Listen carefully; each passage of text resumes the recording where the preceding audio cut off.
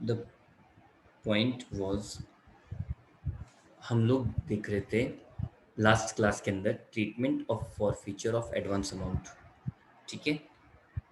और उसके अंदर हम लोगों ने एक एग्जांपल लिया था कि भाई छवि ने कोई कैपिटल सेट परचेज की, 11-12 में उसने इम्प्रूवमेंट करवाया और उसी टाइम उसने किसी से एग्रीमेंट किया, एग्रीमेंट के बदले में 50,000 एडवांस मिले जो उसने फॉरफिट कर लिए।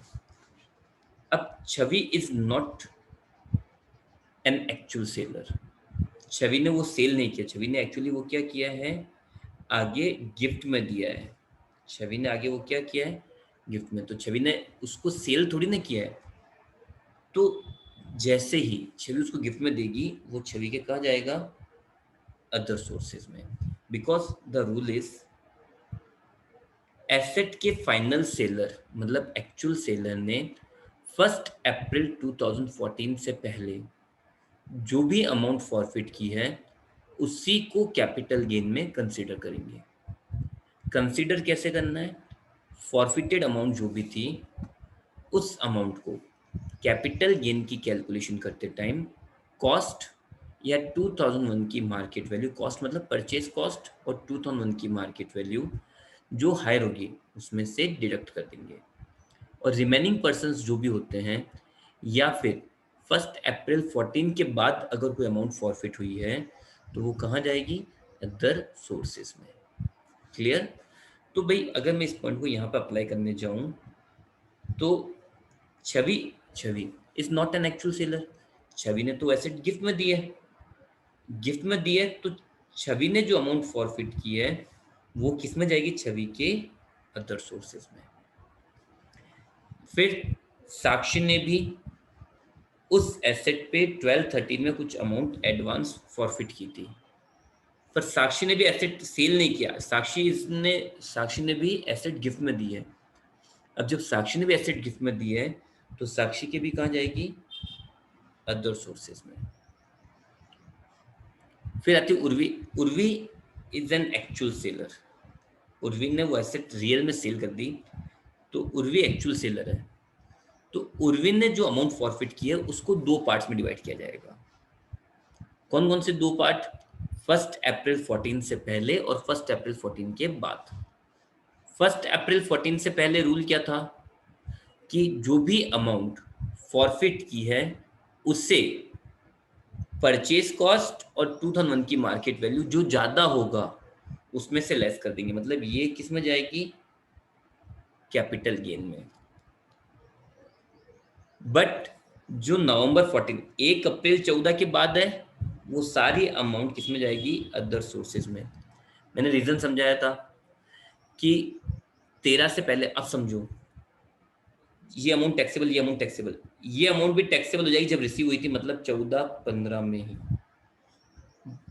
पर इस अमाउंट का ट्रीटमेंट कब होगा, भाई ये भी अमाउंट किस में टैक्सेबल हो जाएगी, 11-12 में, ये अमाउंट भी कब टैक्सेबल हो जाएगी, 12-13 में। चलो इनका तो कोई पंगा है ही नहीं, पर ये अमाउंट अब टैक्सेबल मिली कब है, 13-14 में।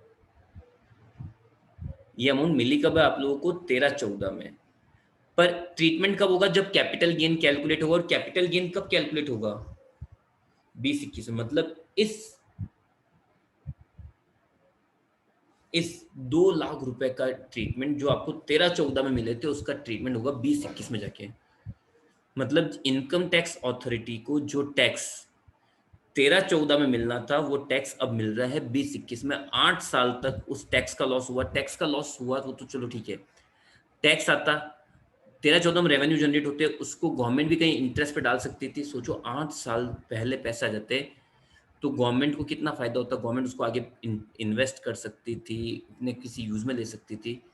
8 साल तक वो पैसा अटका हुआ रहा केवल एक छोटे से लूप होल के कारण। तो गवर्नमेंट ने इमीडिएटली 1 अप्रैल 14 को एक रूल पास किया कि भाई हमें टैक्स का लॉस नहीं होना चाहिए। तो गवर्नमेंट ने बोला कि ये जो एडवांस अमाउंट आप फॉरफिट कर रहे हो, जिस साल फॉरफिट करोगे वो उसी साल आपके अदर सोर्सेज में टैक्सेबल हो जाएगी। आया समझ में, विथ रूल विथ लॉजिक सब समझ में आया, यस और नो।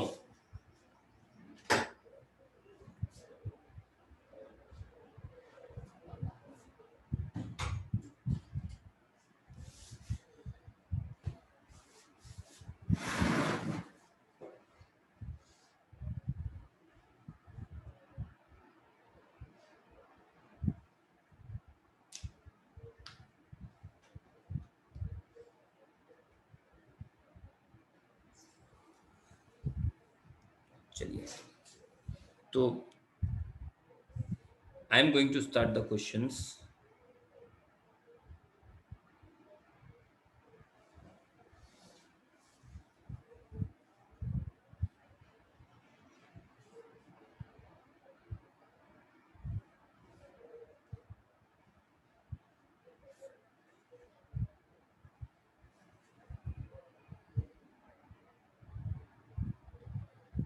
जो पहले इसी का क्वेश्चन कर लेते हैं, forfeiture of advance amount का ही।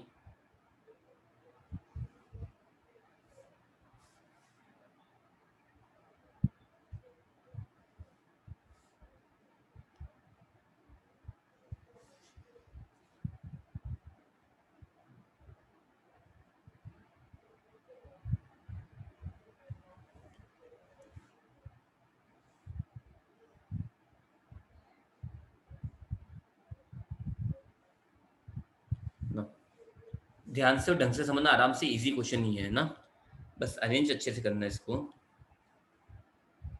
Mister Chetan sold a house property on 1st November 2020. Mr. Chetan sold a house property on 1st November 2020 for rupees 16 lakh। ठीक है, इसके बाद में he had entered into an agreement to sell the property to another prospective buyer on 1st May 2009 for rupees 9,55,000 and received rupees 55,000 as advance। Okay, वापस बोलता हूँ।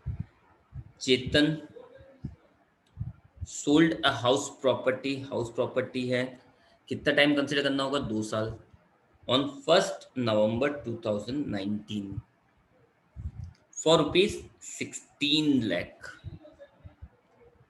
He had entered into an agreement to sell the property to another prospective buyer। ठीक है, on 1st May, entered into an agreement कब, on 1st May 9 for rupees 9,55,000 and received rupees 55,000 as an advance, but the prospective buyer could not keep his promise and failed to pay the balance amount within the stipulated time of 2 months, and as per agreement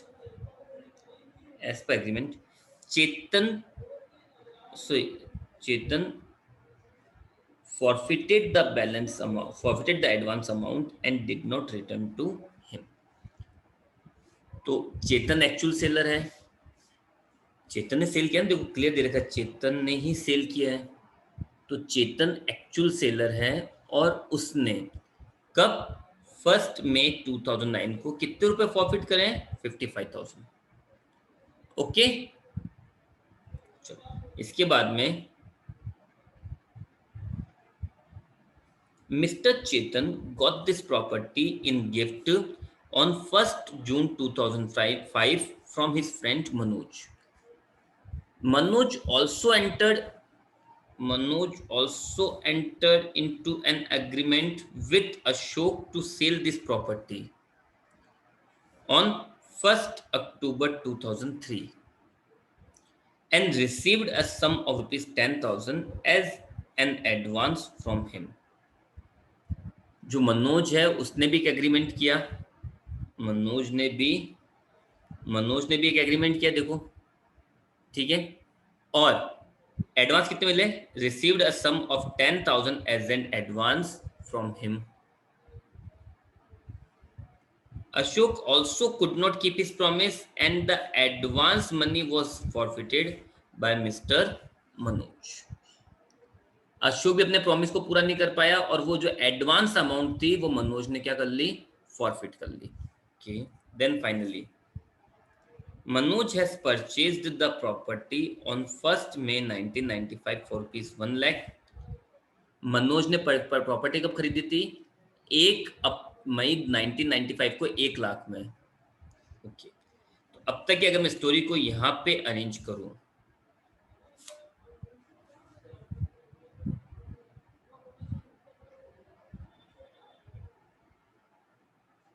Manoj ने purchase किया house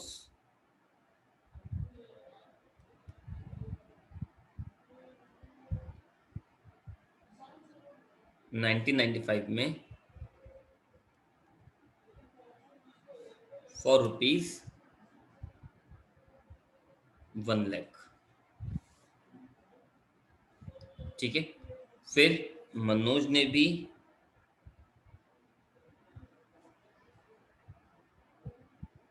advance forfeit किया है। Manoj also entered agreement with Ashok on 1 अक्टूबर 3, और 10,000 जो उसने क्या कर लिया, अमाउंट फॉरफिट कर ली। ठीक है, तो 2003 में एडवांस फॉरफिटेड इन 2003-4 ₹10,000। फिर मनोज ने क्या करा, गिफ्टेड टू चेतन, कब,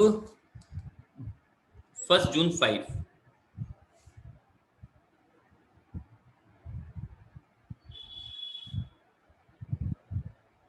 चेतन को। चेतन ने क्या करा,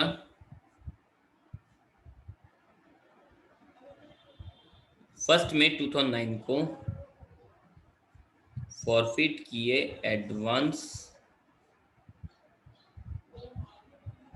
₹55,000, और आपको फाइनल दे रखा है कि 2021 में सोल्ड हाउस फॉर रुपीज, उसने ऊपर कितने मकान कितने बेचा था, 16 लाख रुपए में। Thank you Ayesha. चलो, इसके बाद में यहां तक का तो मैंने लिख दिया। यहां तक की स्टोरी मैंने प्रॉपरली अरेंज कर चुका हूं कि भाई मनोज ने 95 में 1 लाख में मकान खरीदा था, फिर 3-4 में उसने 1 लाख रुपए फॉरफिट किए थे। फिर जून 2005 में उसने वो हाउस चेतन को गिफ्ट में दे दिया। मई 2009 में चेतन ने कुछ एडवांस के 55,000 रुपए फॉरफिट कर लिए। उसके बीच में एक पॉइंट और है, वो ये,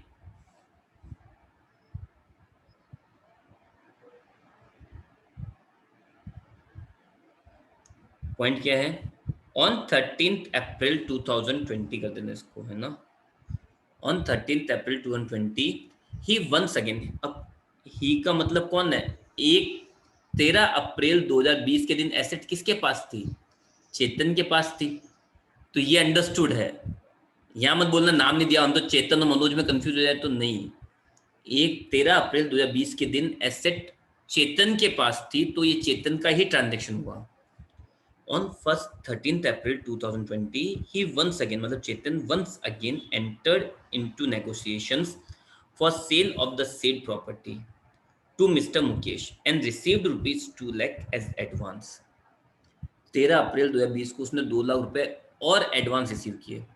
the transfer was not materialised, hence the advance amount forfeited. The advance amount forfeited मतलब 13 अप्रैल 2020 को 2 लाख रुपए और फॉरफिट करें।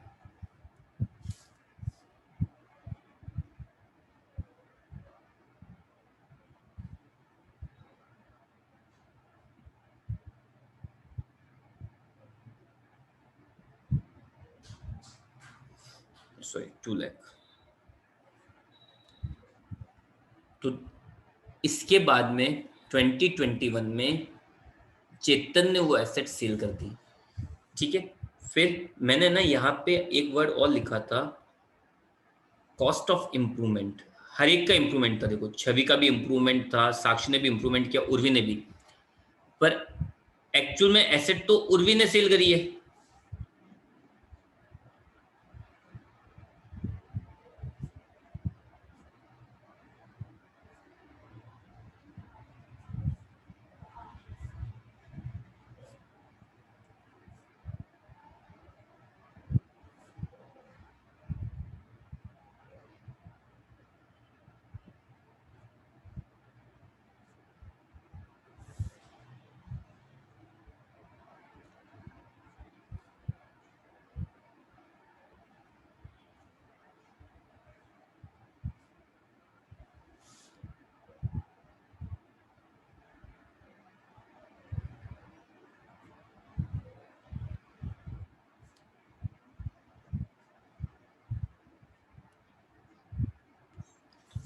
Even if asset sold by Urvi, improvement cost incurred by Chavi and Sakshi.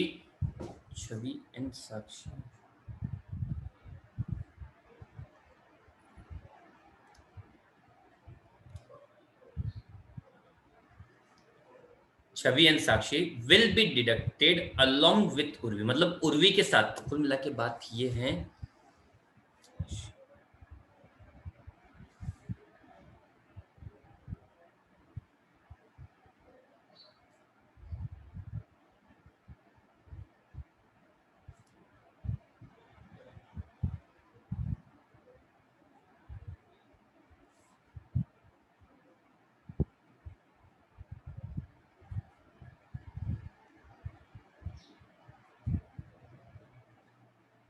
Improvement कोई भी करे, अगर 2001 के बाद है तो उसको लेस करना ही है। ठीक है, चलो तो इस क्वेश्चन पर जाते हैं वापस से। हमारा एग्जांपल था, चलो अब मुझे बताओ कैपिटल गेन किसको होगा, मनोज को या चेतन को?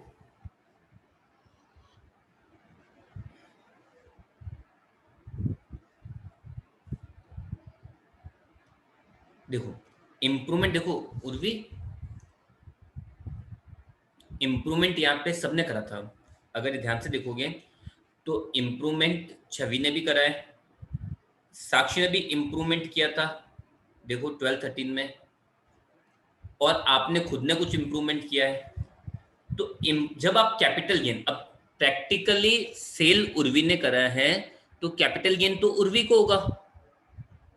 सेल किसने करा है, उर्वी ने, तो कैपिटल गेन किसको होगा, उर्वी को। तो उर्वी जब कैपिटल गेन निकालेगी तो लेस क्या करेगी, इंडेक्स कॉस्ट ऑफ परचेज, फिर लेस करेगी इंडेक्स कॉस्ट ऑफ इंप्रूवमेंट। तो जब इंडेक्स कॉस्ट ऑफ इंप्रूवमेंट आप लेस करोगे,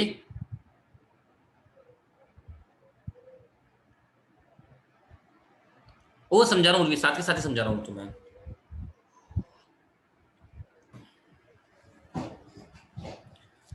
ठीक है, तो जब उर्वी अपना कैपिटल गेन कैलकुलेट करेगी तब अपनी इंप्रूवमेंट कॉस्ट और छवि और साक्षी की इंप्रूवमेंट कॉस्ट भी क्या करेगी, डिडक्ट करेगी।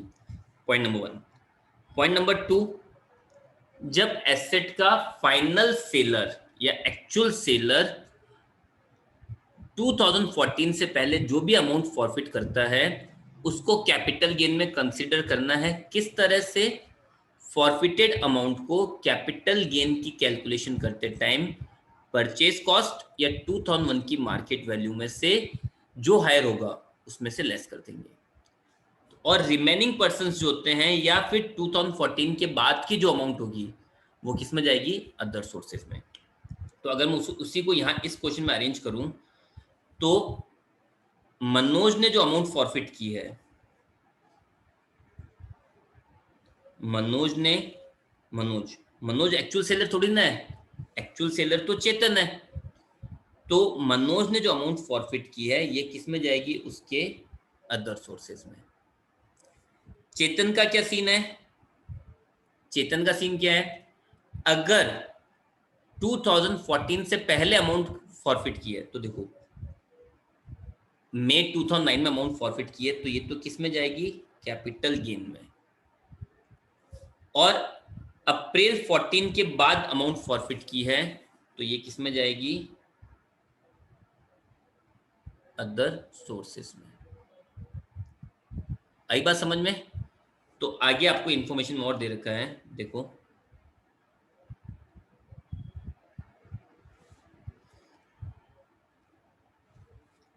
Mister Manoj and mister Chetan incur the following expenses for addition, alteration, renewals. इसका मतलब क्या हो गया, improvement of the property, addition of one room by Manoj 97 98 2001 से पहले है, ignore. Addition of first floor by Manoj, उससे फर्क नहीं पड़ता मनोज करो या चेतन करो, इंप्रूवमेंट तो सारे लेस होंगे, 3-4 में तो लेस हो जाएगा। Addition of second floor by Chetan during 10-11, तो ये भी क्या हो जाएगा, लेस। और फेयर मार्केट वैल्यू दे रखी है ऑन 1 अप्रैल 2001 कितनी, 1,26,500। तो सबसे पहले गेन कौन सा होगा, तो भाई परचेज की थी 95 में और सेल कर रहा है 2021 में, हो गए 2 साल से ज्यादा, तो गेन तो कौन सा होगा?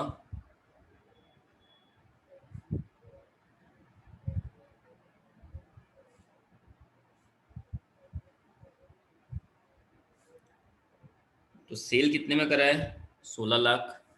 सेलिंग एक्सपेंसेस नहीं दे रखे हैं, तो यही नेट सेल।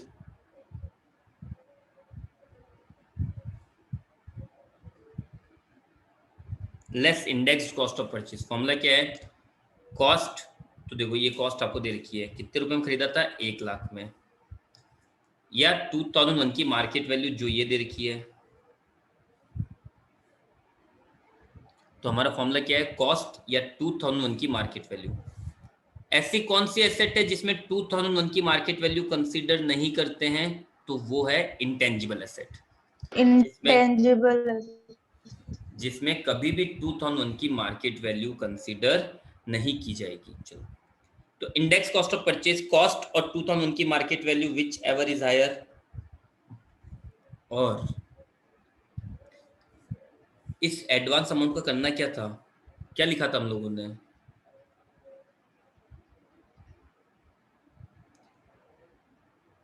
फॉरफिटेड अमाउंट को कैपिटल गेन की कैलकुलेशन करते टाइम कॉस्ट या 2001 की मार्केट वैल्यू जो ज्यादा होगी, तो ज्यादा क्या है? 1,26,500 है ना, तो उसमें से क्या कर देंगे?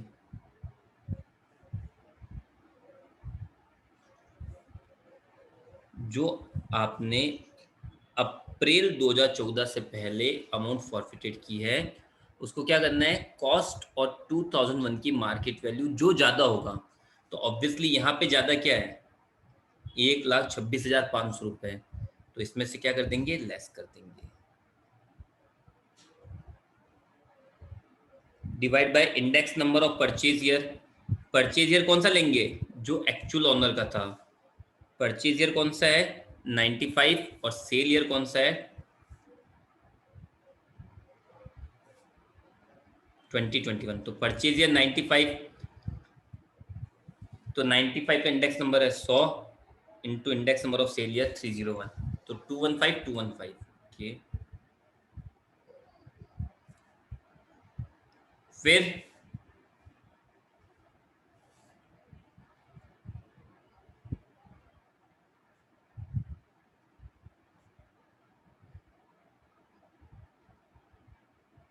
Index cost of improvement. तो इंप्रूवमेंट कब कब हुआ देखो? 97 98 में, 2001 से पहले है तो इग्नोर। 3 4 में, और 3 4 का इंडेक्स नंबर है 109, तो इंप्रूवमेंट की कॉस्ट है 44,000, तो cost of improvement 44 divide by index number of improvement 109 into index number of sale year 301। फिर नेक्स्ट इंप्रूवमेंट कब हुआ? 10 11 में, और 10 11 का इंडेक्स नंबर है 167। 10 11 का इंडेक्स नंबर है 167, और कॉस्ट है one, improvement cost 126,500, index number of purchase year 160, sorry improvement year 167 into index number of sale year 301।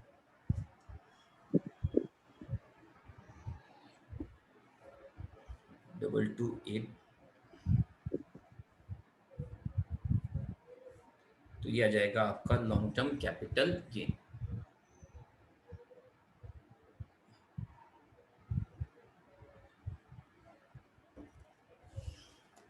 आ गया समझ में? चलो,